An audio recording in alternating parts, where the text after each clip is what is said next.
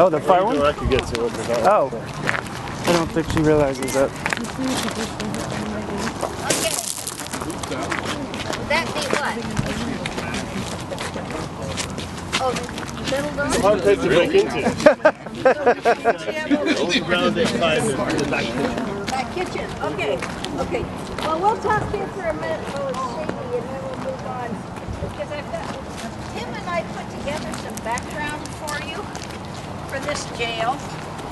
In fact, we found quite a lot of stuff. But a graduate student went through some time ago in 1966 and kind of described MCCI. The minimum security institution is Multnomah County's latest effort to rehabilitate and restore to productive citizenry those men temporarily committed to its care. Adjacent to this institution is Edgefield Manor, county home for the aged, and Edgefield Lodge, an intensive live-in treatment center for disturbed children. Conceived as a medium security institution by the former sheriff, MCCI was opened in December 1963 as an experiment in minimum security living. This new type of jail, with its honor system and minimum security facilities, elicited opposition from the citizenry of the Wood Village community. That's bullshit. It was a lot of people. Today, opposition from residents is minimal, and inmates are permitted to use the community recreational facilities. Described it. Oh yeah. Yeah, it describes it as having asterisk shape, patterned after the spokes of a wheel, surrounded with barbed wire, a capacity of 125 inmates under a single bunking system. At the time of this study, the population was approximately 80. That was 1966. The inmate population at MCCI is drawn primarily from Rocky Butte Jail. And it had one lieutenant, one sergeant, one part-time jail counselor, one jail steward or cook, 8 deputies, and a part-time jail chaplain sponsored by the Portland Council of Churches. They said that there was minimal opposition, but when they announced their intention to build this here, everybody in East County got ticked off. And the reason they did was because Multnomah County had been dumping its unwanted on East Multnomah County for the better part of almost 100 years, and East Multnomah County was tired of it. And that's different from now? Yeah. This is Sorry. an auto. That changed. And so it started, of course, with the construction of the county farm in 1911, and all of a sudden it was full of poor people. However, the county farm at the time was rather elegant. It was the nicest building in Troutdale, the best kept building in Troutdale, and it offered employment, so people kind of put up with it. Then along about World War I, City of Portland decided that they needed to do something with the naughty ladies who were on the streets of Portland and infesting the World War I soldiers with the clap. So they brought them out into an equally elegant facility called the Cedars, which was right over where the dog pound is. So then we had the tuberculosis hospital as well. We had Multnomah County Farm. We had the Cedars. Ultimately, we had the dog pound, and I think the jail was the last straw. And so people opposed the construction of this jail really strongly, and they say that Commissioner Jack Bain of Multnomah County lost his position on the county commission because of his support for it. But they went ahead and built it anyway, which is kind of how things apply.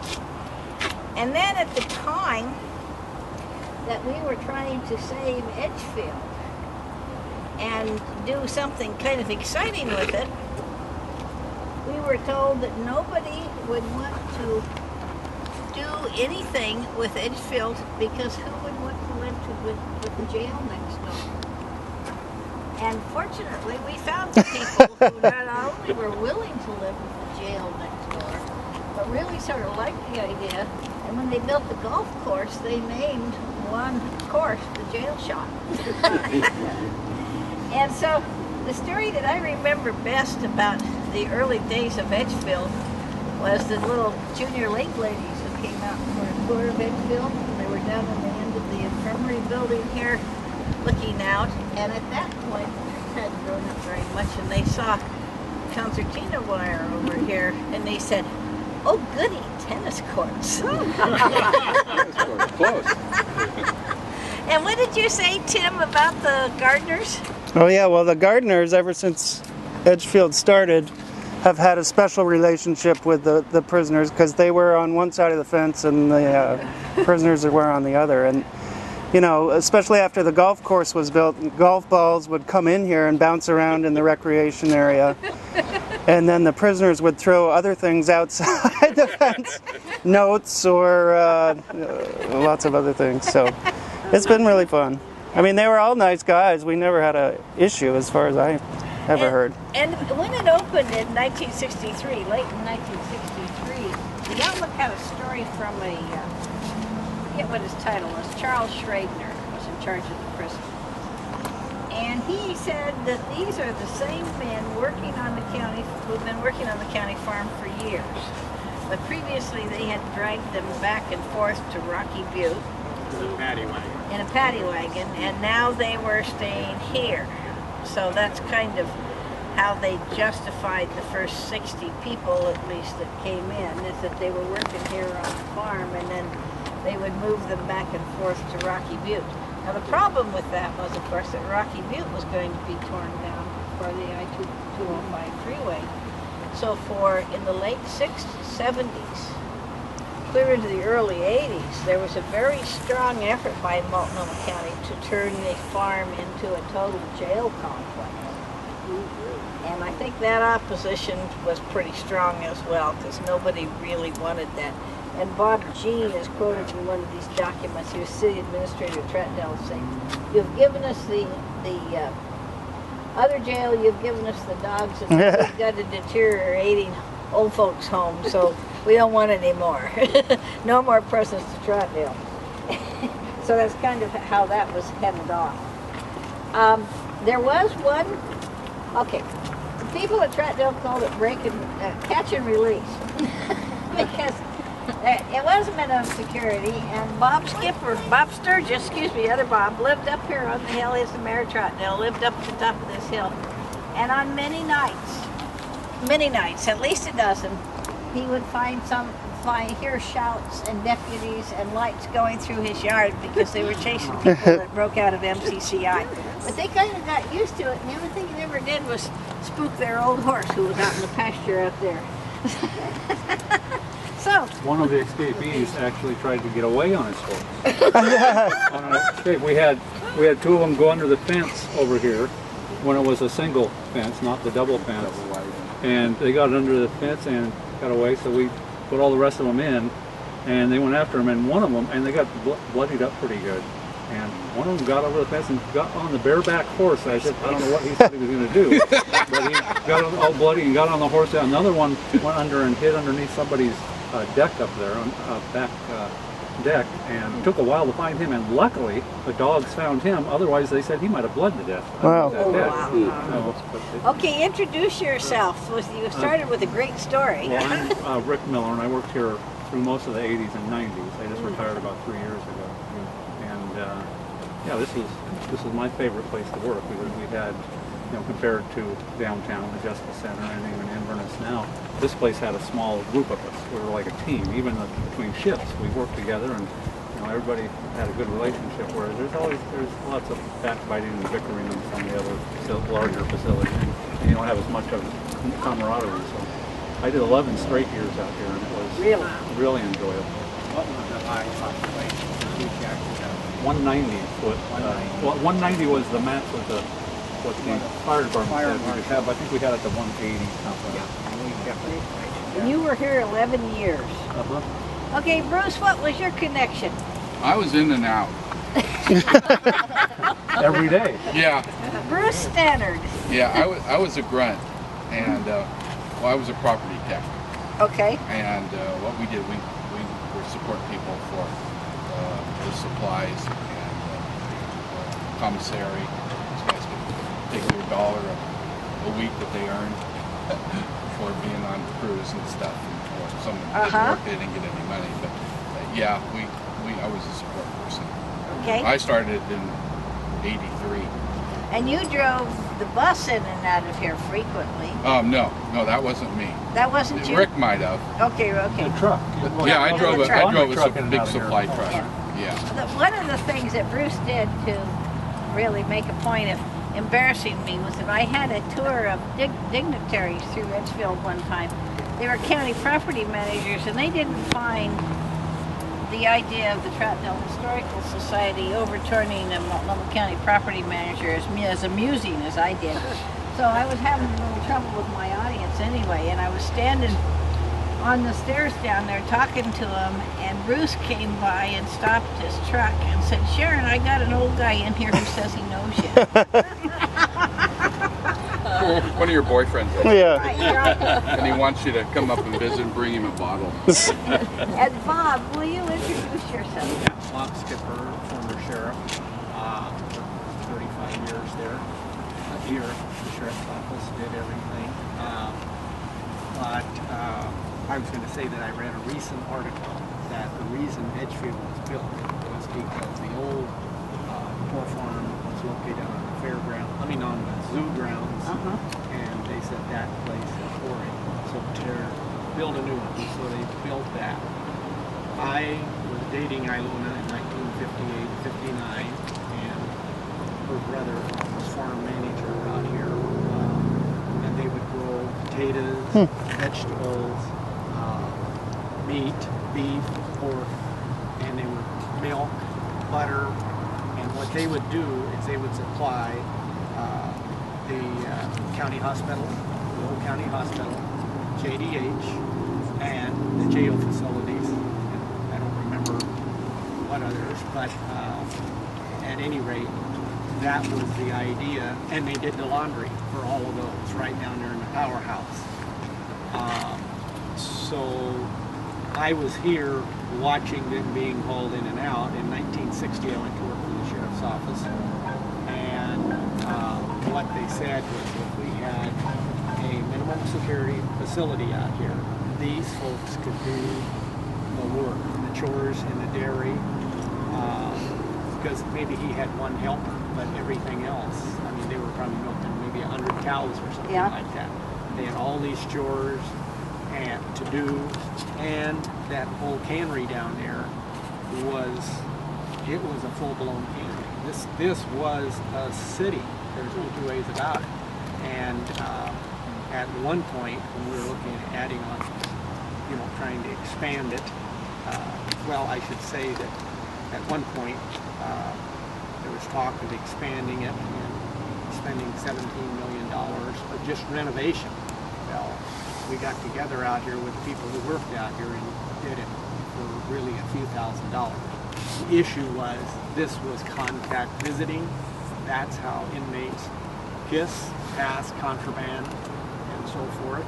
And so we put a hole in the wall, a couple holes in the wall, phones, that took care of that problem. No more contact visiting. Right, and then like Rick said, when they got out, made a practice getting out, that's when we added the second fence, and that made it that much more difficult for them to get out. And actually my son-in-law worked out here with Rick. Our son-in-law worked out here with Rick for quite a while. And nephew, Miguel Spencer's boy, worked out here also. But at one time we had 5 jails going. And 1981, if I remember correctly, we were just opening the Justice Center, preparing to close Rocky Beach Jail, Claire Argo at the juvenile facility, and the courthouse jail. Help me out. Yeah, courthouse was going to have to be shut too. Yeah, the courthouse jail went down about mid-'80s. Yeah. Yeah. But what happened is, I remember the former sheriff telling me we got accredited, and that's pretty sophisticated to be accredited in any law enforcement agency or corrections. He said, "Oh, you'll never be able to do that with the courthouse. You'll never be able to go with MCCF." We had all 5. Okay. Because of the staff, because of them following rules and regulations and procedures, and So, and one of the things was that this was the most inexpensive facility we had. So what that did was that brought the bed cost down for all the facilities when we charged like the marshals and stuff. And we even had an expert come in and say, well, now what do you think about this place and the security and so forth?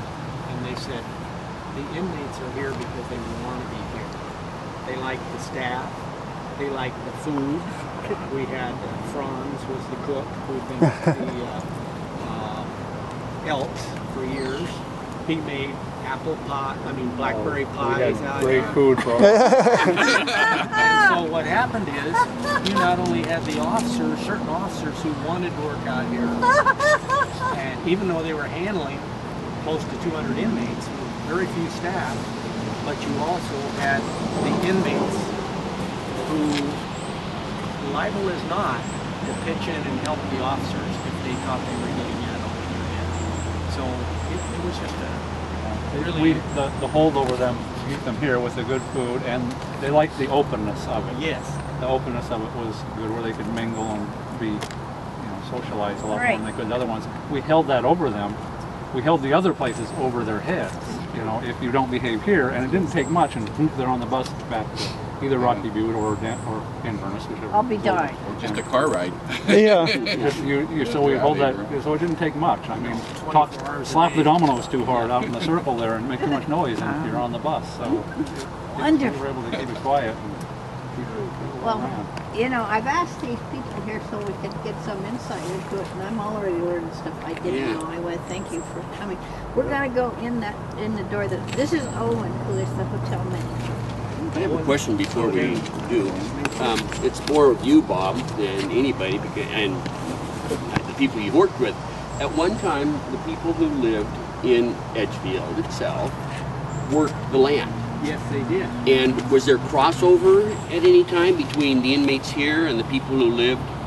I think that what happened is this was WPA, and this was to give people a job. So when they said it was for deranged children, No, that was the Janus Center on the other side. That was the one on the other side. Yeah. But no, the idea was that these people came here, they lived here, they worked here, and they worked the farm. But as that population continued to get Older like us? Oh. Yeah, very elderly, they were unable to do it. Okay. So there was a little crossover and eventually the switch over. About when did that happen? About time they built the facility. Okay. Yeah. They saw the the need 60s. for it. They even Okay. had and the brother-in-law had came up with the idea, hey, we can rebuild tractors, we can repaint tractors, we can do all this stuff. So they had what is now the banquet room up there. Used to be a maintenance building. And so he could work with these people and show them Blackberry Hall? Yeah, Blackberry. Yeah. Blackberry Hall.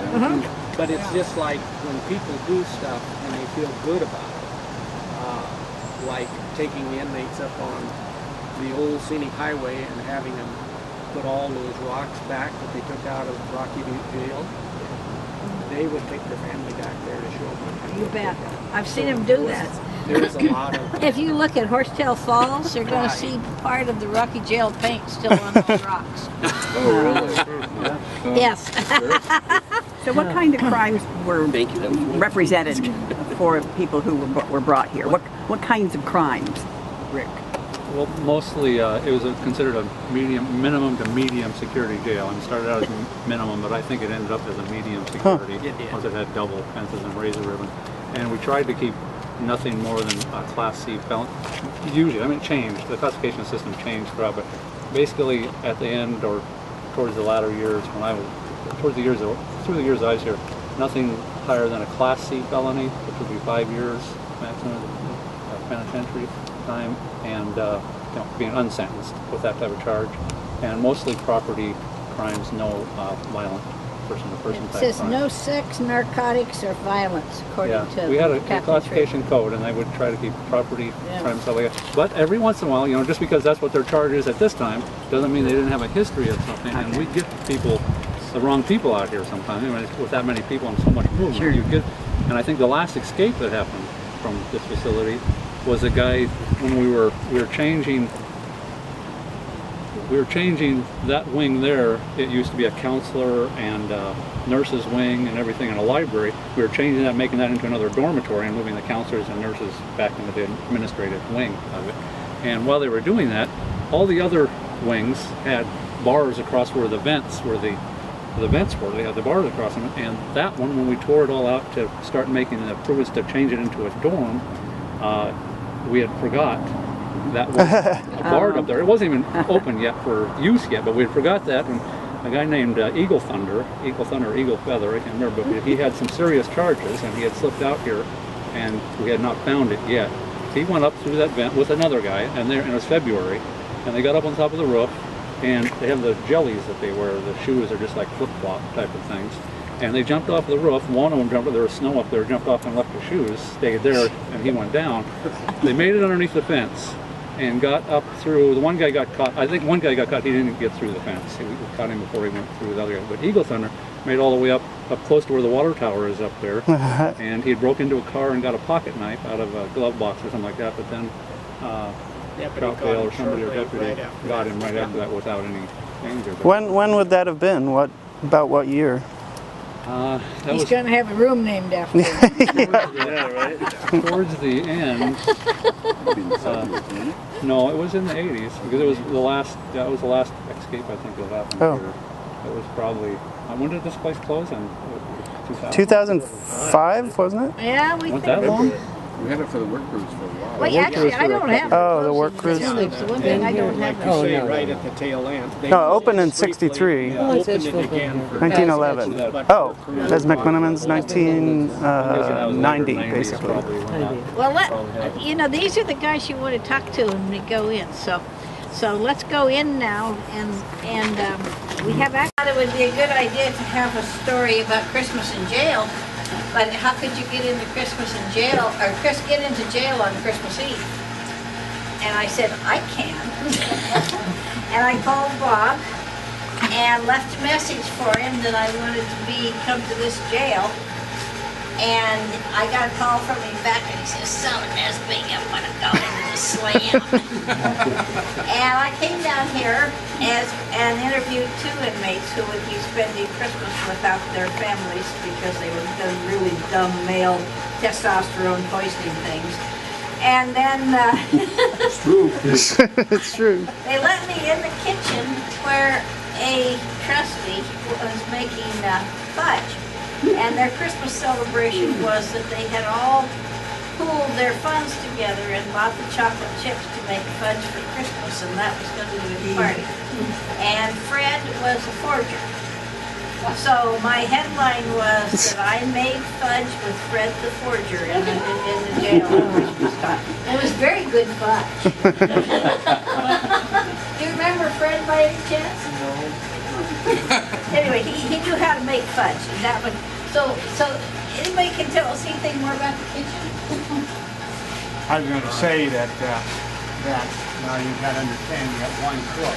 Everybody else. Oh, sorry. Okay. Didn't see you there.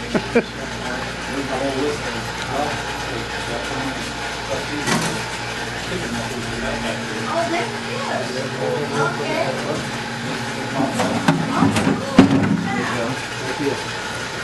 And the list is still here.